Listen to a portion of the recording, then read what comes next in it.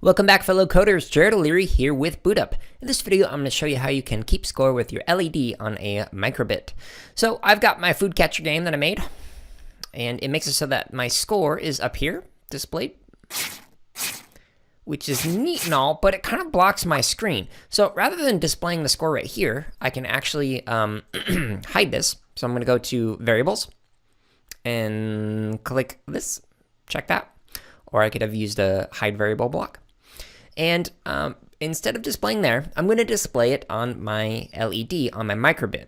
Okay, so to do that, I added in the microbit blocks, and I'm going to use the display text block. And I'm going to make it so that after every time it changes the score, I want to display whatever my score is. So I'm going to drop this score variable inside of here, and now it's going to display my score. So let me copy this really quick. And I'm going to put it under lose a point as well. So now I'm going to show you what it looks like when I actually play the game. All right, so I'm going to press the green flag. My score is at 0 right now.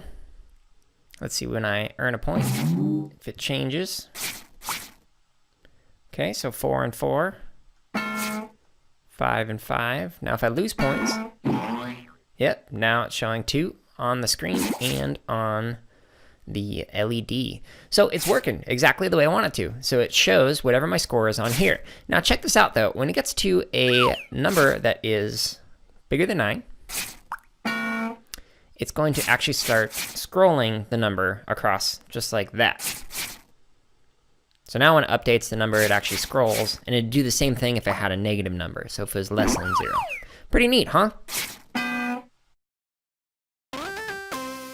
Hey everyone, if you're watching this on YouTube, go ahead and like, comment, and subscribe. If you're not watching us on YouTube, you can find us on that platform as well as other social media outlets by searching for BootUp PD.